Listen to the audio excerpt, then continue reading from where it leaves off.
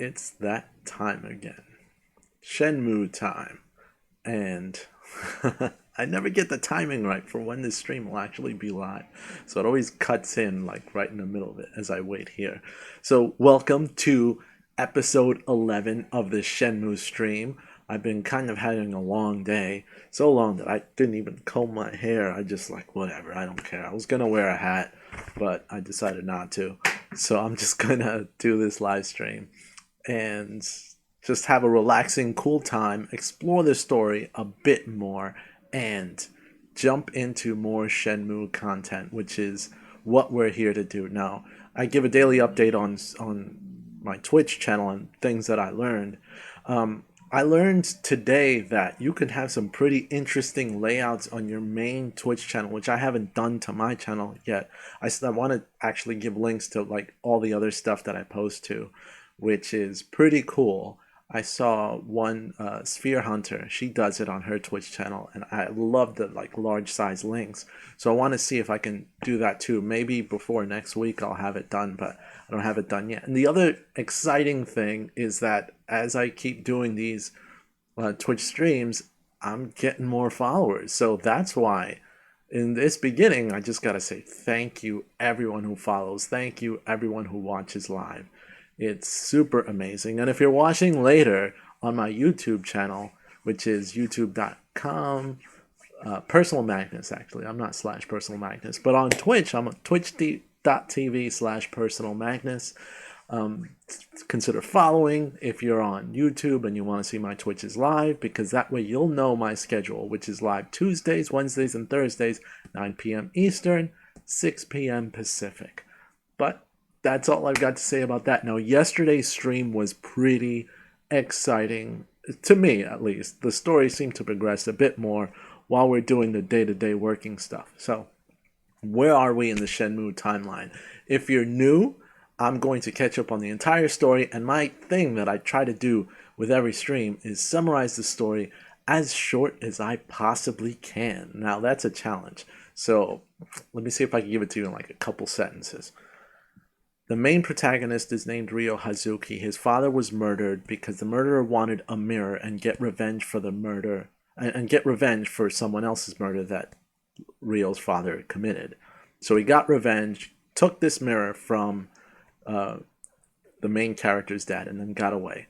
Main character, you play as Ryo Hazuki. He's out trying to find out who was this guy, which he finds out his name is Landi, and what's he connected to. He finds out he's connected to Chinese mafia, the Chiyu Men, and he's also connected to local gangs called the Mad Angels. Now, the Mad Angels are located in the harbor, so Ryo gets a job at the harbor to find out more information about them. And snooping around, he got into a few tiffs, a few fights with them, but in those fights, he actually was able to finally, which was yesterday's episode, get information that Landi is still in Japan. And I wrote on my Twitch that he's still in Hong Kong. I totally meant he's still in Japan. He's still in Yokosuka. So that's where we left off. Ryo knows that Landi's still there, and he needs more information as to what's going on. And there's supposedly a deal that's supposed to go on, but we know nothing about it. And that's where we'll continue. I went home in yesterday's stream, and today's stream, we're just going to go to sleep and start with whatever else is going on. Now, if the audio is too low or too high, let me know. I was adjusting it yesterday, so I don't know. Anyway, here we go. Going to sleep. Let's see what happens next day. Now, ooh, here we go.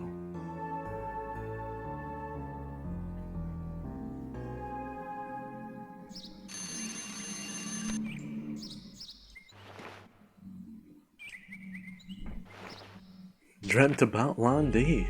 Landi's still at the harbor. We've got to find out about the trade. What is this mysterious trade?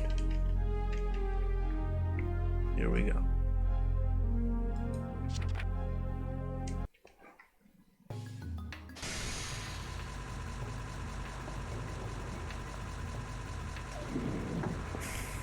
I really like playing this game. Like, really like it that we're playing it all together. Now we've got the, okay, here we go back to the races. We got the first, second, third, and fourth place trophy. So now we need the fifth place capsule toy, actually, not trophy. Let me just make sure that that's the case. And if that's the case, I think we're last place. Everybody ready? Yeah. On your mark.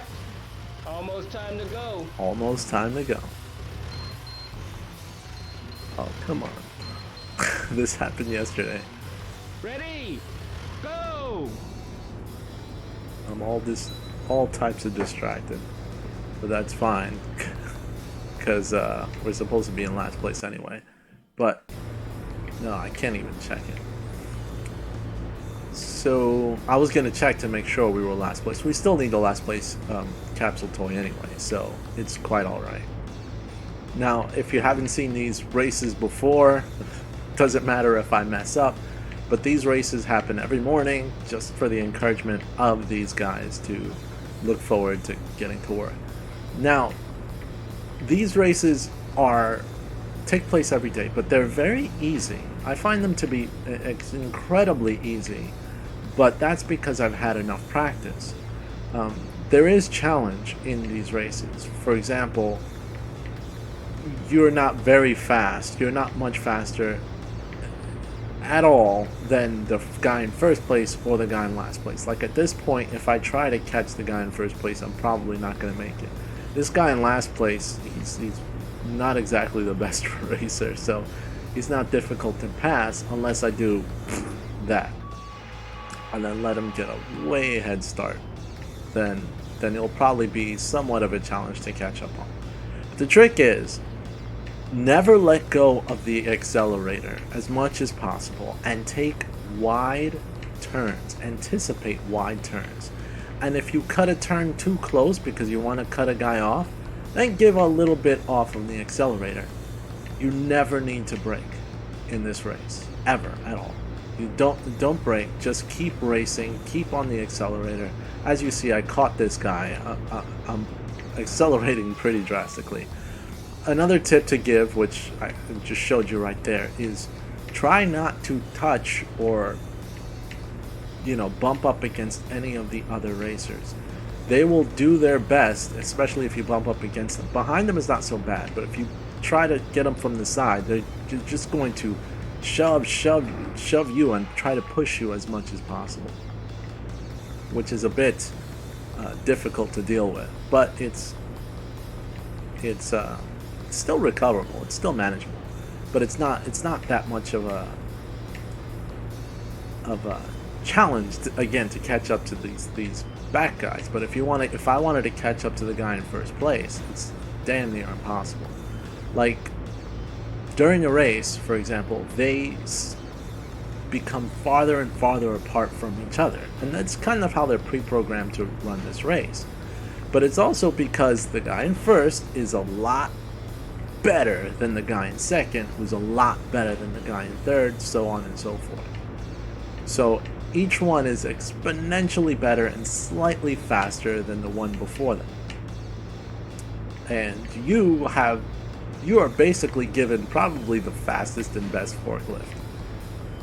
But if you mess up, you're also punished worse than any of the other forklift drivers. Anyway, we finished this race. Man, you really need more practice. Of course I do. Here's your prize. Thanks. Forklift number 5. Time for work.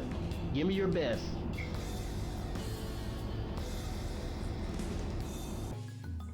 Gotcha. Take this cargo to warehouse number 18. Here's the map. The quota's written on it. No problem. This one's a bit further, so don't get lost. We know where warehouse number 18 is, and we're probably by warehouse like number 1 or something like that. Let's see where the map is. We're by warehouse 15. Okay, so we gotta go all the way down, and then we can go whatever way according to the story. Again, I don't want to miss an event happening. So, where am I off to? It has been a day since I played this, so I still have to get my bearings as to where exactly I am on the map. But I think I know where I'm going at this point. We took the crates to warehouse number 18 yesterday, and this is more of the same, taking it to warehouse number 18, but from all the way down there, which is pretty cool. Again, at this point, I think that Rio's realizing that, you know, he ran this investigation, but now he's realizing that he's pretty close, and that sometimes he needs to ask a little bit more information before he gets what he's going to get, which is the information that he needs to get to Landi, and that's all he cares about. And we spoke about this plenty of times. Rio is not ready. He's not ready from a martial arts standpoint. He barely had any training. There are some scrolls that you could collect in this game that give you a little bit more training, but I have not done a good job in collecting any of the move scrolls. I've actually just practiced a bit and learned new moves just by practicing myself, but he hasn't really had many mentors. Master Chen was a mentor. Guizong is kind of like a mentor but a rival at the same time. And the homeless guy has done some training. Now you could get there's more training that you can get from a few other people in this game. But for the most part, you'd have to look for that. And even that, they're not really teaching him any life lessons. No one's really looking out for Rio from a family perspective, except for Nozomi. And Nozomi is someone who Rio's just completely ignoring. Like, she doesn't even matter. Well, she does, but she doesn't matter from his priorities at this point. She's kind of low on the totem pole. So right now, Rio's just, again, single track minded, thinking that his friends and his family don't have to worry about what he's doing because he'll just take care of himself. But you're messing with gangs, you're messing with mafia, and traditionally, if we learn anything from any crime television shows or whatnot, you know that when you mess with crime syndicate, they try to hit you where it hurts.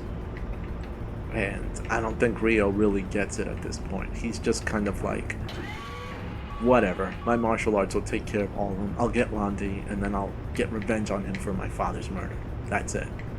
But this game also reminds me of one of the movies of the 80s that I absolutely love. And I don't know if you guys have seen this movie or heard of this movie, but it's a classic 80s movie. It's called The Last Dragon. And, you know, it's Leroy. You know, it's Leroy's the name of the main protagonist who, you know, is out to take out, you know, defend his girlfriend, and his girlfriend, I think, works in this like dance club, whatever, and there's this main antagonist that is good at martial arts as well, but Leroy's huge Bruce Lee fan and studies martial arts and becomes basically a martial arts master because he wants to be a dragon just like Bruce Lee was. And the last fight sequence in that movie was amazing, but it was similar. It was kind of like fighting gangs in the 80s using nothing but martial arts and your passion for martial arts. That's what Rio has, except Rio's driven a lot more by revenge and nothing else. It's kind of like there's no substance to this character. Now, while one would think, why was he developed to be a character with basically dry personality? Rio's personality is quite dry. It's just asking questions, not really reacting to people.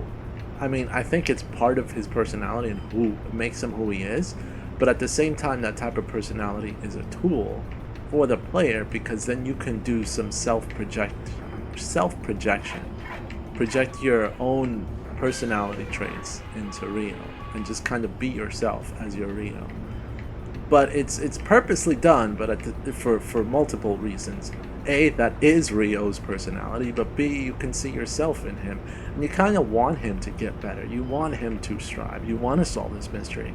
Because the storyline in Shenmue, I hope you guys find it interesting, and I bet you do if you're watching it every day and just watching me drive a forklift, just waiting for something to happen. I mean, yesterday's stream, that's pretty much all I did, just drive a forklift and then a couple of cutscenes to progress the story. But there's not much more. Don't worry, this won't be much longer. At least all of these forklift driving sessions while we're earning money. And I think we're earning 500 yen a crate. So, because I haven't failed to meet quota, so he's getting a lot of money. However, I don't know if you guys noticed, but previously, whenever we walked out of the house, we were getting money from Ine-san.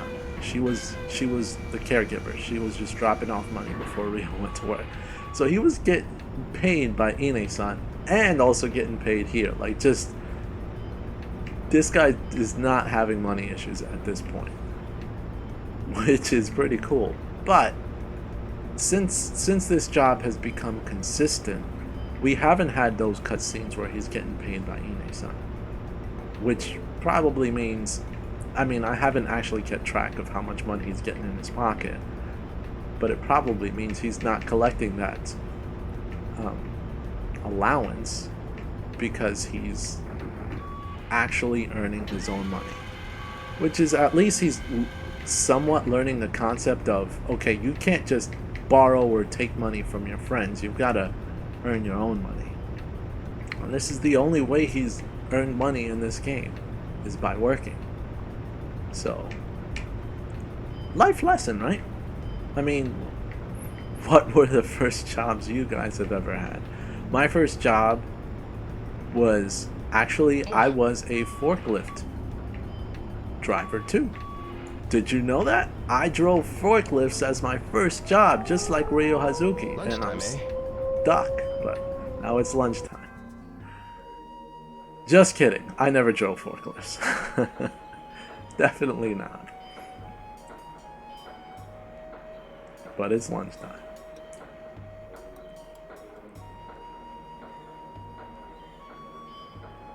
And at lunch, it's the same thing. So we sit with these guys, I eat whatever food, and then they just sit here. Let's Mark. ask about Hey, this Dio. trade. What's up? Hey man, you got a girl? What? Huh? I don't really have time for stuff like that. Well, you at least got your eye on someone, right?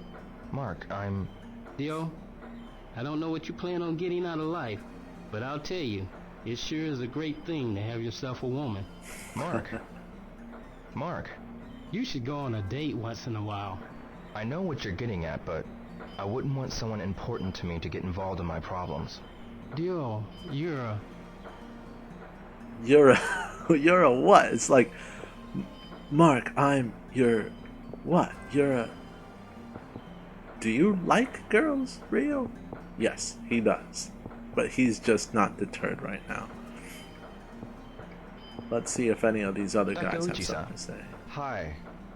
They say there was some commotion last night. Is that so? I heard about a fight with some guys on motorcycles. They said some got hurt real bad. Yes. Maybe I should stop asking them questions. They say some got hurt real bad. Why Excuse is he me? taking pictures of this What do guy? you want? About the Mad Angels? Now how am I supposed to know about stuff like that? Give me a break. You be careful, kid. Those gangs gather around here at night. I see. Unhelpful. Let's see if anybody else has something to say. If we run into Goro, which this is his usual path, there he is. Let's ask him a question. Goro, What's groovin', bro? what's up? On patrol, brother. Patrol. Seeing if those nasty bad thugs making trouble in harbor are around. You seem especially happy. Speak for yourself. How's work coming? I'm managing. Hang in there, bro. Sure, thanks. Is that See it? you around. You bet, bro. If something comes up, be sure to call on old Goro anytime. Yeah? See you. You bet, bro. He's so loud and boisterous. But it's interesting on how his character grew in such a short time, from Ryo's enemy to someone who just wanted to help Ryo but stay away from the Mad Angels, to now someone who's like, I'm on patrol against the Mad Angels. Yes. Really Can I on your help you? side. Do you know about a deal the Mad Angels are making? A deal? I had no idea. My boss made it clear I'm not supposed to get involved with them. Is that so? Alright, he's not helpful. Let's ask this guy. Excuse me? Eh? What is it, youngin? About the Mad Angels? I heard a rumor that you're still looking for them. Yes, I am.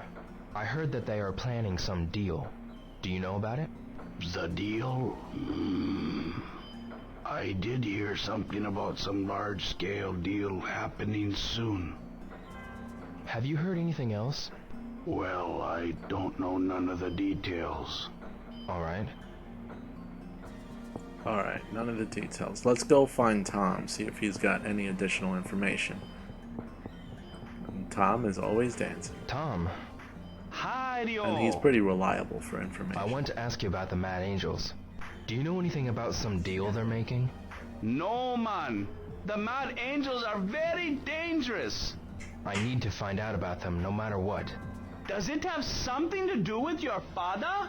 Sure. Sure. If you know anything about that deal they're making, tell me. Sorry, I have no idea. I swear, man. I see. He also had no idea about the black car until we said, try to remember. Honey-san. Hi, Yo. Honey-san. Are you hungry? How about a cup of coffee? No thanks. Maybe next time. Alright, it's like you can ask him, but can't ask the girlfriend. Let's see if... Again, any of the walking characters really are not helpful. They tend to just... Except for a few of the main characters, but most of the walking characters just get mad at you for interrupting their walk. For example... Huh? I'm in a hurry now. I gotta get a move on, or someone else will get the best spot. See? Not helpful. Not that he was too mad, but... Let's ask at the office, see if anyone knows.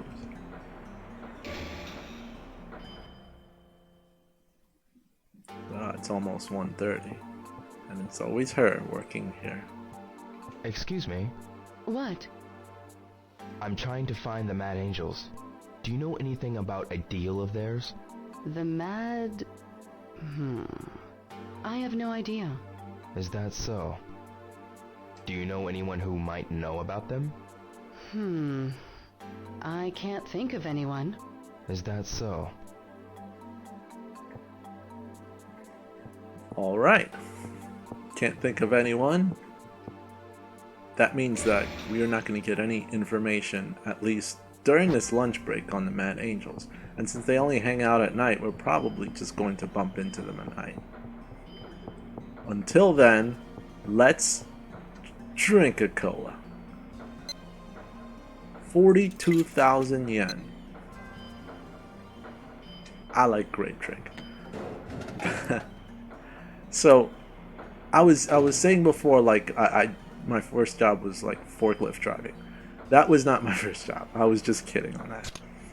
My first job was actually, hey, that's a weird glitch with the shadows, to be honest.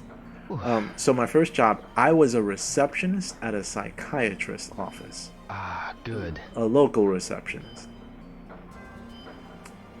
So it was like not too far, that local psychiatrist's office.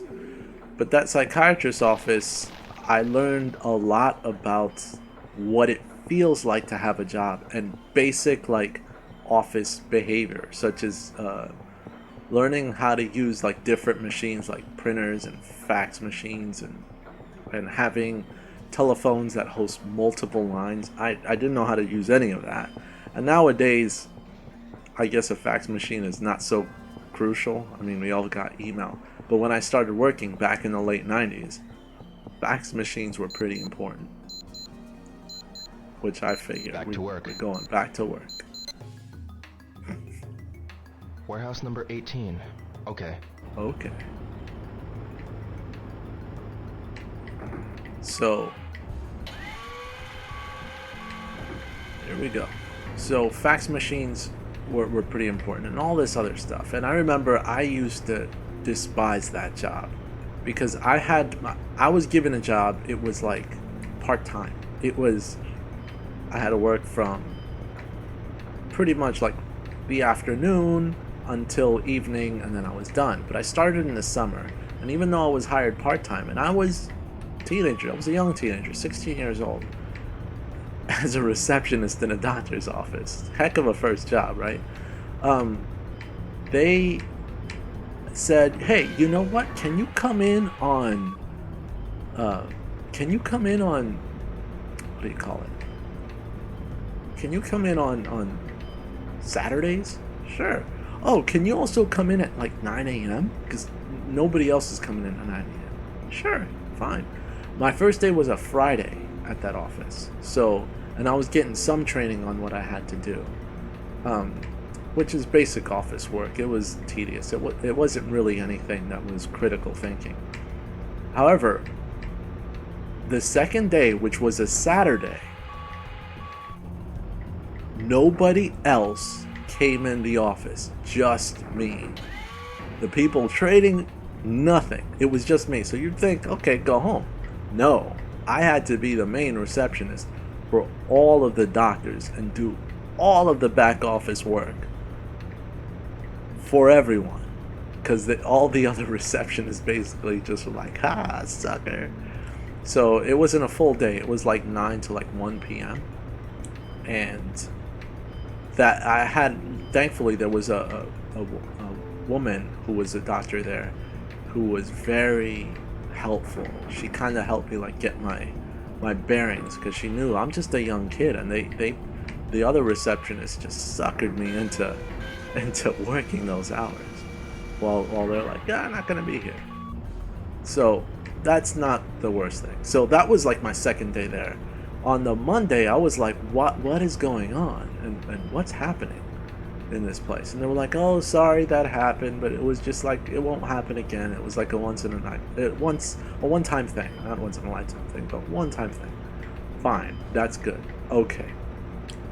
Moving forward, I start working, and they were like, yeah, you need to come in from 9 to 5. And I was like, I was only hired as a part-time. Why am I working a full day? No, it's okay. I don't believe at the time it was legal to have a 16-year-old working over 40 hours. I mean, I was staying there, in fact, close to midnight. Anyway, speaking of hardships at work. Goro, what happened? I was just walking with that sailor guy.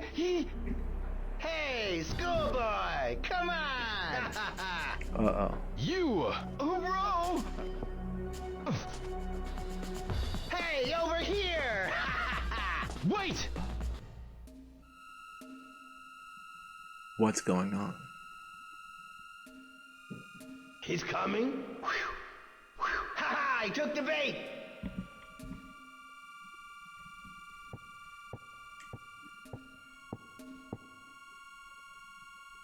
So you showed, eh?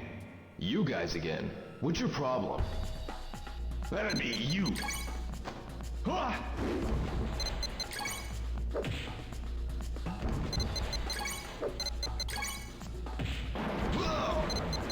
Hey, boy! Ah. Oh no! Hey, no escape, boy. Ooh! Basically wasted him. I love QTEs.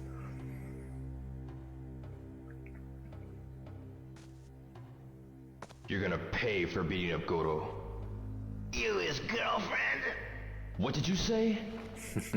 Best watch your back. Next time it won't be just you. What? We're gonna go after your family and friends. Gonna get 'em. That's it! Oh!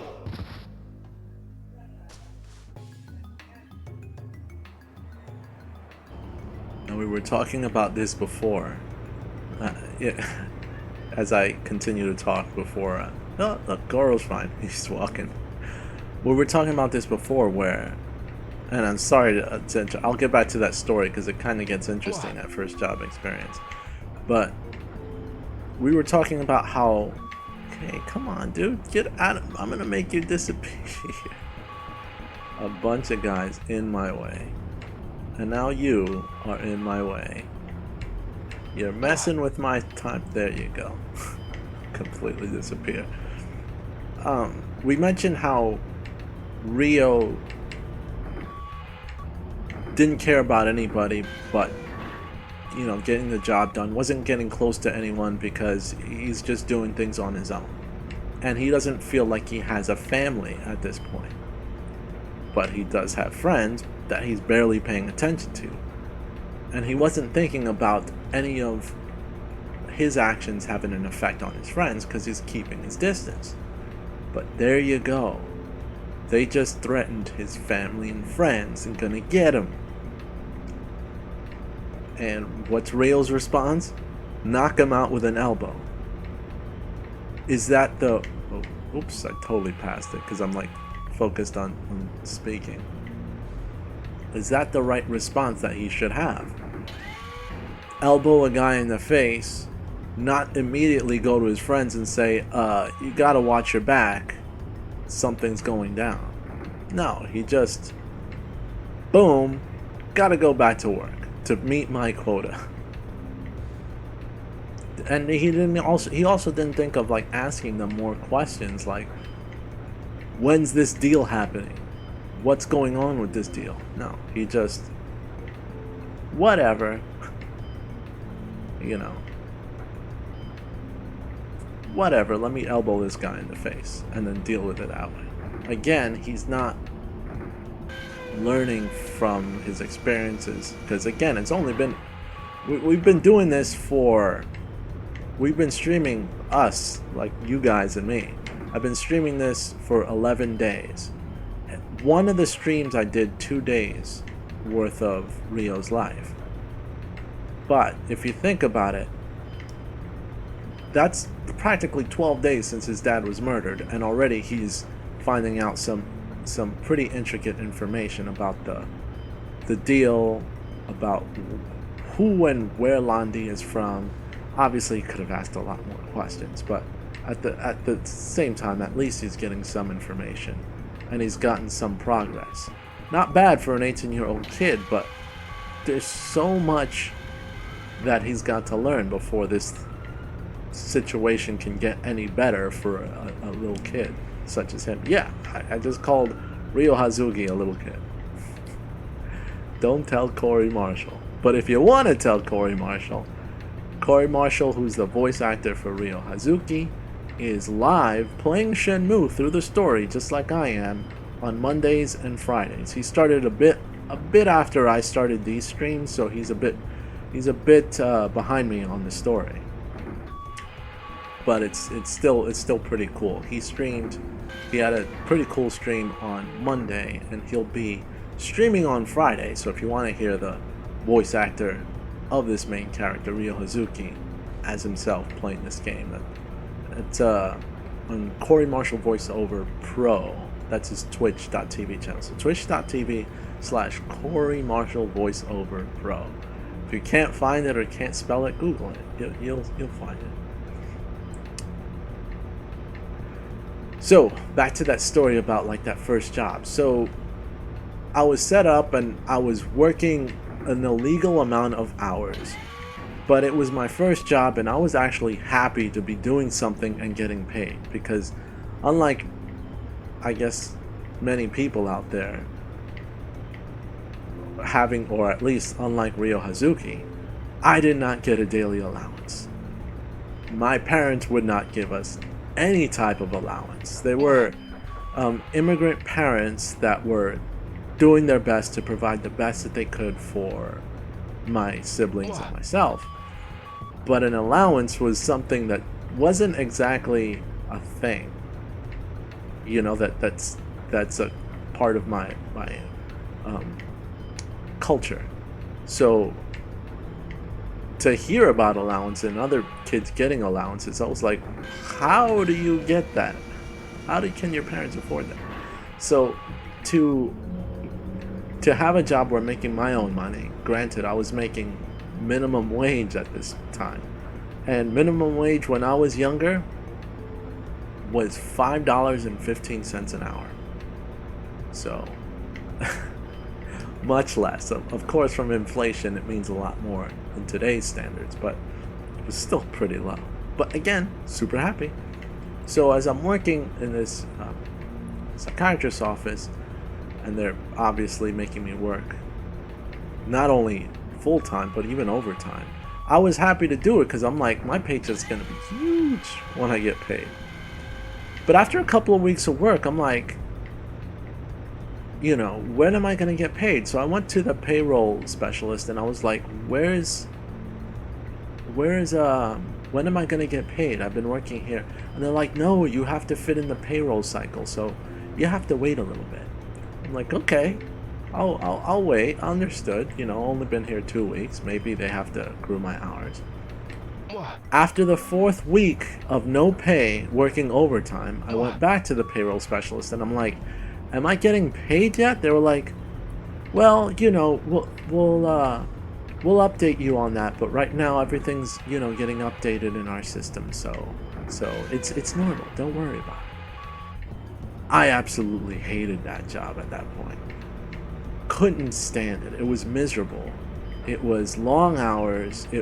I was doing more work than I was actually responsible for, because those receptionists were like, yeah, you do this, you do that, when the doctor only hired me to do a specific Finished for the day. job. So careful when you have a job that they don't take advantage of you, and they totally did. Okay, good job.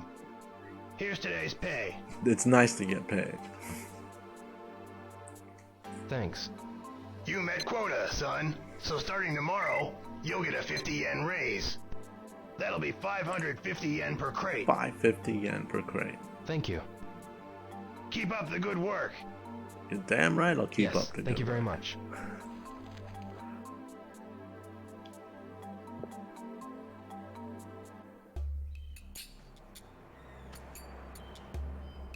Hey, Dio. I overheard some information. Information? I heard them all whispering something about Long Ja. That is soon. Long Ja? Best I can figure, it's some Mad Angel's black market deal. Makes sense. They've been on edge lately. Long Ja. When's it supposed to happen? Long Ja. So we got the information of what the deal is called. But rather than asking Mark when's it supposed to happen, I asked the air, when's it supposed to happen? It's fine. Do I pick on Rio a little too much? Maybe I do. But let's ask Mark again if he knows Dio, anything else. I got some big news. Huh? I overheard Tony and Smith saying that a Long Ja is going down soon. Really? When's it gonna happen? Maybe within the next few days. I see. Be careful, Dio. Yeah, you too, eh? No problem. I'm cool, but I'm worried about you, Dio. The date of the Long Ja. Someone must know. Yeah, but finding out ain't gonna be easy. To them, it's like a really big deal, you know? Maybe the only option is to ask them directly. Well, maybe, but Dio. Believe me, I know. But I'm prepared to take the risk. Dio.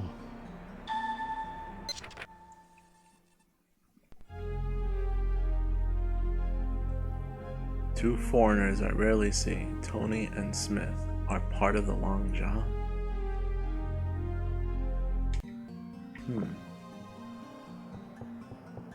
I have to find those two foreigners. Who are the foreigners, I believe, are American guys. And that's why he refers to them as foreigners. So I've got to find out from them, if I find them, what's the deal with the Longjia. And they might have some more information. Which I think I either have to run into them in a cutscene, because I never see them walking around just casually, or just wait till nightfall and then see what happens. But I'll ask this guy, as I always do. Can I help you? Do you know about a deal the Mad Angels are making? A deal?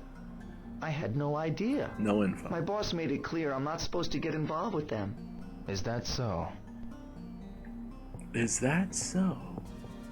No, there's Goro. Maybe I can ask him.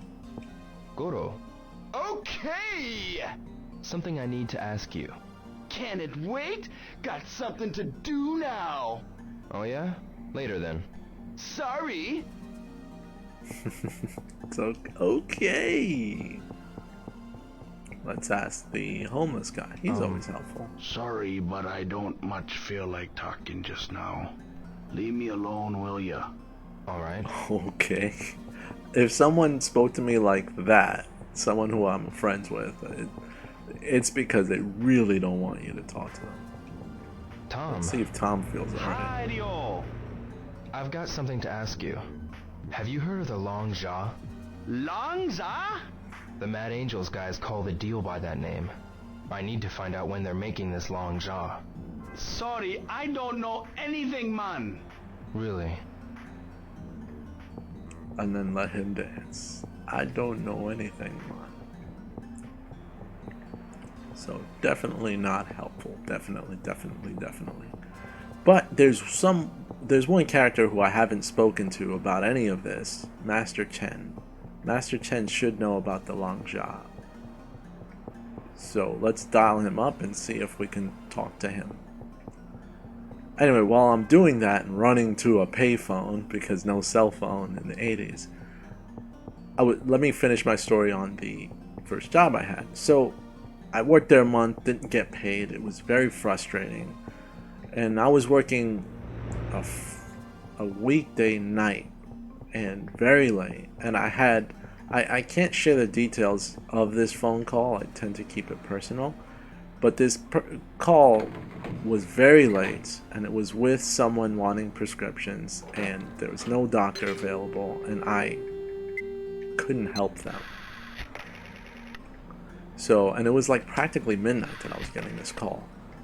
So that weekend,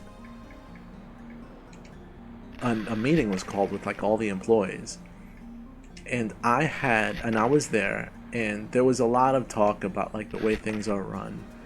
But then the doctor made it clear that for me, and he pointed me out, I'm not supposed to be working on anything but what he wanted me to do. So I felt like I was getting defended. Hello? Father's heaven. 9 dragons. Mother's earth. Comrades. I always have to Warehouse remember number 8. what's the Master response. Chen, please. Excuse me, but you are... My name is Hazuki. Just a moment. What is it? Yeah. I must consult Master Chen. Arrange us a meeting. Father's not around. Well, could you meet me? I need to talk. Come if you must. Father's never around. How useful is he?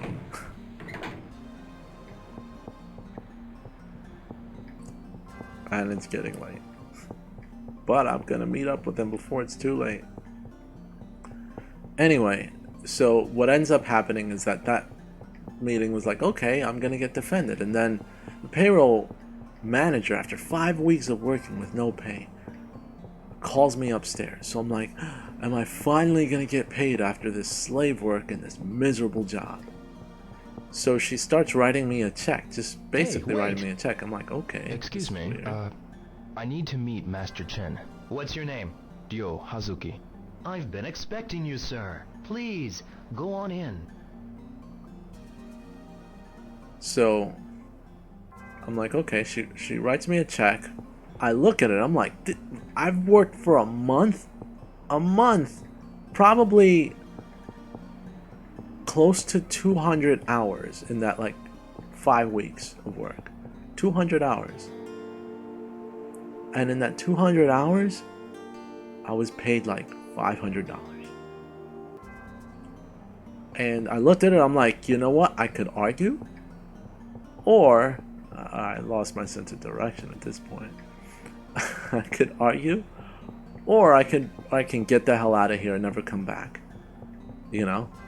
And as I was thinking that, they said, I'm sorry, but your services are no longer needed. Here you go. I was like, what? Perfect. You made it easy for me, so I don't have to quit. And I just left. And even though I know I was underpaid, I didn't care. I just wanted out of there. That job was miserable. Guizan, You.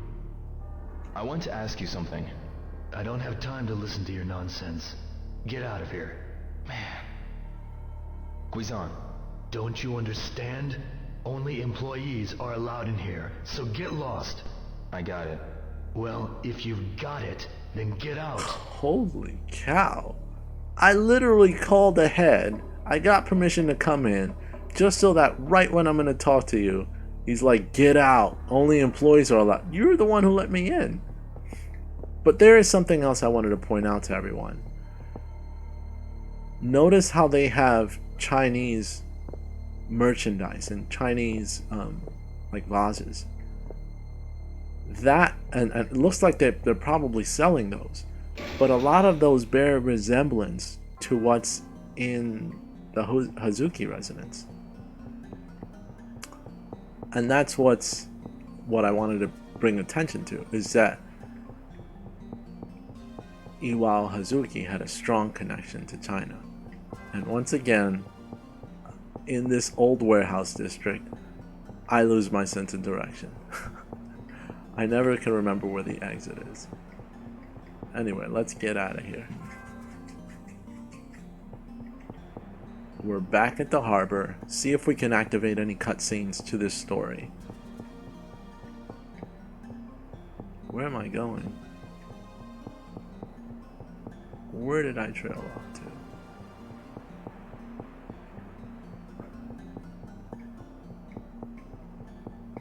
Nothing happening here. But let's go back to where the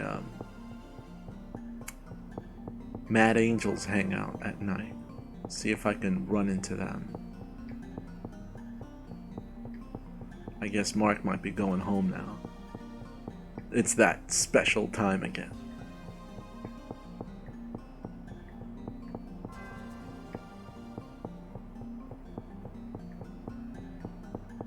And this is the way to where the Mad Angels hang out. I hope. Or did I go the wrong? I went the wrong way. Well, what do you know? I went the wrong way. You know what? After doing so many streams, I kind of like lose track of what I'm thinking about or what I wanted to say next. So, in conclusion to that story, as soon as I left with that money, I went straight to Toys R Us, which was relevant at the time. And I bought my next video game console, because at the time I only had a Sega Genesis and a Sega CD, and I was absolutely desperate for a system. It's like the Mad Angels are not hanging out here. I was absolutely desperate for a next generation video game system, because 16-bit wasn't doing it for me anymore. You know, 64 colors at one time on screen from a 512 color palette was not doing it for me. You know, so I went to Toys R Us, and at the time, Dreamcast was not out yet. My first job I had, it was 1998, so the only relevant systems were the Sega Saturn, PlayStation, and Nintendo 64. However, I knew that the Nintendo 64 and PlayStation were the only two relevant consoles. As much as I loved the Sega Saturn, unfortunately, the Saturn was not a very successful system, and the Sega Saturn in the mid 90s was not very good at rendering 3D. Now, I didn't know that because I had been told, and what I knew at the time was that the Sega Saturn had 3 graphics processing chips in this console, and if you know how to program for it, you can get amazing results. One example that we never found out about until much later of the amazing results that the Sega Saturn can give you was the development of Shenmue. This game was actually developed for 32-bit console, Sega Saturn, and it looked absolutely amazing. Unfortunately, I'm gonna see if I can win another prize. Actually, let me look at the prize list to see what I can win. See if I can get close to it. Alright, I could. First place is like a stereo system. Second place looks like cartridges. Let me see if I could just look at it at the counter. That might be easier. Alright. So, like, looks like Capsule Toys is 4th place. 3rd place, they look actually like cartridges, but they're not cartridges. I think they're cassette tapes. 2nd place are actually what look like to be Sega Saturn games. Of one will be Hang On, the other one will be the other game. I'm forgetting the name. The other Yu Suzuki game in the arcade. And then 1st place is an actual stereo, like a boombox, which is pretty cool. Anyway, let's try our luck by buying a useless candy and getting a prize if we get anything. Bye. Here we go. I'll take this. Yeah, sure. Thank you very much. Caramel. Sure, draw a raffle ticket. Drawing a raffle ticket? Do we get anything? Probably not. Pessimistic. No win. No win. No prize, eh? Oh well. Let's get out of here. It's almost 9 p.m. Almost time to go home. We've got no information on the Longjia, no information on what's going down, no cutscene happens, and cutscenes are pretty frequent in certain places. So I think this day is almost done. But we haven't been going too long, so when I save and sleep, I'll wake up and probably do another stint before we go on. Unless well, you'll see. I have a feeling something might go down. I should go home. I should go home. Yeah, I'm going home. Anyway, so I couldn't buy the Saturn, even though it was a great console. It just didn't seem right. I didn't want to buy another failing console because I owned the Sega CD, and the Sega CD wasn't too successful. It was great, but it wasn't the runaway success that we hoped it would be. And the Saturn was not going to be my next console to then eventually have no games that I was interested in. So with that money, I bought the Sony PlayStation, and it was the original PlayStation console, and my very first game to ever own on the PlayStation and play it was Resident Evil 2. I bought the PlayStation, I bought an extra controller, and I bought Resident Evil 2. I bought a DualShock controller. That was my first mindset of a controller. And I bought Resident Evil 2. And Resident Evil 2, that was my first experience playing any Resident Evil game. And playing it was unexpectedly incredibly scary, to the point where I would turn off the console while playing because I'm just so horrified. The music, the atmosphere, what was going on was scary, but then I'd literally turn it on again because I'm laughing, because I'm like, I can't believe I'm scared, just to play more. That game was just amazing for its time, and the graphics were pretty amazing for its time too, because I'm jumping from a 16-bit, sprite-controlled world into fully realized 3D characters that are voiced over with pre-rendered cutscenes and pre-rendered backgrounds. It was like amazing. But I wanted to actually tone it up with like a game that's not so depressing and dark as well. So about a week later, with that first Paycheck 2, I bought X-Men vs. Street Fighter, which was an arcade game that I loved, and the PlayStation version was like, horrible. Then I heard that not the Dreamcast, but that the game would run better on Saturn if it would have come out for Saturn locally, which I don't believe it did, because Saturn was more powerful. And I'm like, damn it, wrong console. Arrgh. So that's that story, and that's the story of my first job and kind of what I did with it. And since then, I've owned every PlayStation console, PlayStation 1 through 4. Do I have the PlayStation 5? Nope. Am I gonna get the PlayStation 5? Probably. Oh, let's talk to Nozomi. It's been a while. How you doing? You're going to Canada. When are you leaving for Canada? I don't know yet. It's up to my parents. But I think it'll be soon. Right. Yeah. We'll stay in touch, won't we? Yeah. Damn, Nozomi. You're going to Canada. Canada. So, PlayStation 5, I do want that console, but it's sold out in stores, it's sold out everywhere, and I'm not one who's eager to buy the PlayStation 5 right away, because it's the same thing has happened whenever I bought a console at launch or close to launch. Like, I bought the Dreamcast day one, and the Dreamcast was one of the few consoles that was worth it on day one. But then something happened when I bought the Dreamcast day one. It's just that I got my hand on a few games that were absolutely mind-blowing.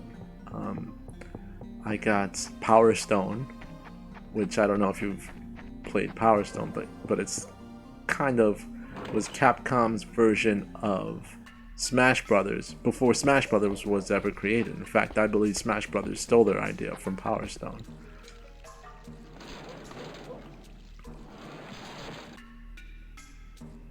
Anyway, it's nighttime. I'll continue on, but let me do some training here.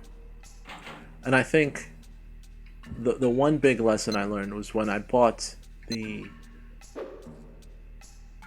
PlayStation 4, and was it like the PlayStation 4 I had the issue with? Basically, when you buy a console brand new, and yeah, it was a PlayStation 4, what games do you have to play with it? Everyone's playing the same game, which right now it would be like Miles Morales, the Spider-Man, Miles Morales, and what else? Another Call of Duty game or something like that. There's not a large library, so you're left usually with like a bunch of emptiness, because you're playing. Sure, you can backwards compatible PlayStation 4 games, which is great. At least you have something to start with. But at the same time, you're not playing anything really new. You're just kind of looking at a brand new console and you can barely use it. I'll do this tomorrow. Okay. Let's go to sleep. And that's why I want to wait till there's like a killer app or two on the PlayStation 5 and maybe prices drop before I get started on that. Anyway, Long Jaw's going down. Gotta talk to two foreigners. Gotta work. And it's Christmas Eve. That's where we're leaving it off today. It's been an hour, and this is where I usually have it. Nothing else happened. It seems that more story progression is going to happen next time. So we're going to find a couple of people from the Mad Angels and see what we can do. And Rio's next day of Shenmue. We'll definitely continue tomorrow. Definitely tune in to see what happens and what we find out about the Long Jaw and everything else. And will Rio do anything about the fact that they threatened his family and friends? Gonna get him? Who knows? Well, you probably know if you watch this. But what other secret hidden tidbits can we discover in this Shenmue story if you have seen most of it already? And then leave it open for discussion. But definitely join me tomorrow, 9 p.m. Eastern Standard, 6 p.m. Pacific.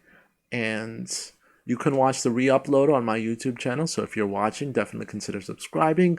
If you're on Twitch, follow me. I can't believe it. I'm at 18 followers after only a couple of weeks.